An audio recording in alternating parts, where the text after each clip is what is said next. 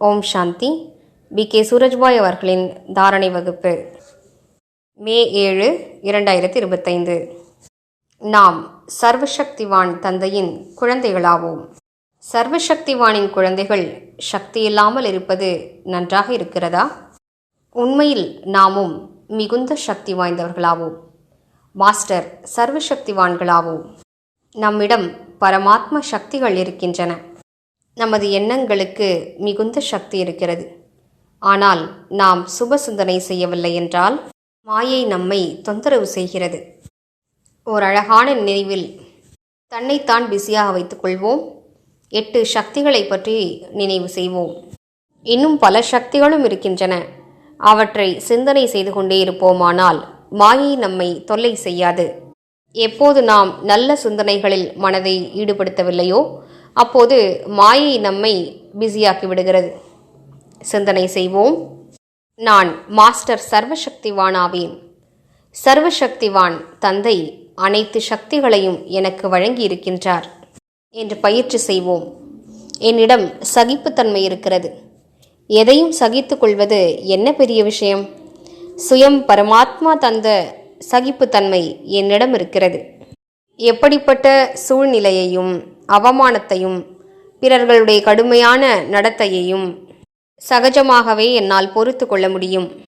என்னிடம் உள்ளடக்கும் சக்தியும் இருக்கிறது. இவ்வுலகில் பார்க்கும் விஷயங்களை என்னால் உள்ளடக்கி கொள்ள முடியும். ஞானத்தை கூட எனக்குள் உள்ளடக்கி கொள்ளும் சக்தி என்னிடம் இருக்கிறது. என்னிடம் விஸ்தாரத்தை சுருக்கும் சக்தியும் இருக்கிறது. என் மனதில் வீணான விஷயங்களின் விஸ்தாரம் வரும் என்றால் நொடியில் என்னால் சுருக்கிவிட முடியும். மேலும் சிறியதை பெரிதாக்கும் சக்தி, அதாவது சிந்திக்கக்கூடிய ஆற்றலும் என்னிடம் இருக்கிறது. மனதின் அர்த்தமே மனனம் செய்வதாகும். எங்கே மனம் இருக்குமோ அங்கே அவசியம் மனனம் நடைபெறும். ஆனால் நான் வீணானவற்றை மனனம் செய்தால் உயர்ந்த எண்ணங்களின் மனனம் ஏற்பட வாய்ப்பில்லை. என்னிடம் பகுத்தறியும் சக்தியும் உள்ளது. எப்படிப்பட்ட மனிதரினிடம் வந்தாலும் அவர்களது உள்நோக்கம் தவறாக இருக்குமானால், தவறான கண்ணோட்டத்துடன் வந்தால், அவரது மனதில் ஏமாற்றும் எண்ணம் இருந்தால், வெளிப்புறமாக அவர் இனிமையாக நடந்து கொண்டாலும் என்னால் நொடியில் அவரது உள்நோக்கத்தை அவர்களது அதிர்வலைகளால் பகுத்தறிய முடியும். என்னிடம் சரியான நிர்ணயம் எடுக்கும் சக்தியும் இருக்கிறது. சுயம் பரமாத்ம தந்தையிடமிருந்து மிகச்சரியான முடிவுகளை எடுப்பதற்கான சக்தி எனக்கு கிடைக்க பெற்றிருக்கிறது. எனது முடிவுகள் தவறாக இருக்க முடியாது.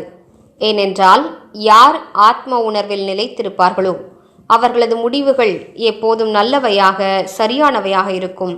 அனைவரது நன்மைக்காக இருக்கும். என்னிடம் ஞானத்தின் சக்தி இருக்கிறது. தூய்மை தன்மையின் சக்தி இருக்கிறது. அன்பின் சக்தி இருக்கிறது. என்னிடம் சேவைகளின் சக்தியும் இருக்கிறது.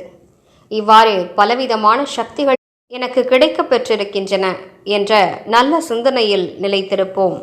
அப்போது வீணான சிந்தனைகள் ஒதுங்கிவிடும்.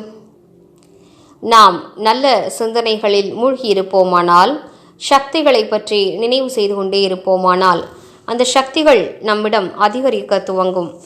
எந்த சக்தி எனக்குள் இருக்கிறது என்று நம்புவோமோ ஏற்றுக்கொள்வோமோ அந்த சக்தி விழிப்படைந்த நிலையில் காரியம் புரிய துவங்கும். இந்த ரகசியத்தை நாம் புரிந்து கொள்ள வேண்டும். ஏனென்றால் இந்த சக்திகள் அனைத்தும் நமது ஆழ்மனதில் உறங்கிய நிலையில் கிடக்கின்றன. நாம் அவற்றை பற்றி சிந்தனை செய்யும் போது அவற்றை நாம் விழிப்படைய செய்கிறோம். விழித்துக்கொள், உறங்காதே என்று குரல் கொடுக்கிறோம், சமிக்கை கொடுக்கிறோம். இதன் மூலம் அவை விழிப்படைகின்றன. சிலருக்கோ மீண்டும் மீண்டும் விழிப்படைய செய்ய வேண்டும். சிறிதற்கோ 2-3 முறைகள் விழிப்படைய செய்தாலே அந்த சக்திகள் நல்ல விழிப்படைந்த நிலையில் வந்து விடுகின்றன. எனவே இன்று முழு நாளும் நினைவு செய்வோம். என்னிடம் அனைத்து சக்திகளும் இருக்கின்றன. ஒவ்வொரு சக்தியாக நினைவு செய்வோம். என்னிடம் சகித்து கொள்ளும் சக்தி இருக்கிறது. பகுத்தறியும் சக்தி இருக்கிறது. நிர்ணயிக்கும் சக்தி இருக்கிறது. விஸ்தாரத்தை சுருக்கும் சக்தி இருக்கிறது. மற்றும் அனைத்து விதமான சக்திகளும் என்னிடம் இருக்கின்றன. இந்த சக்திகளின் சிகப்பு நிற கிரணங்கள் என்னிடமிருந்து வெளிப்பட்டு நாலாபுறங்களிலும் பரவுகின்றன.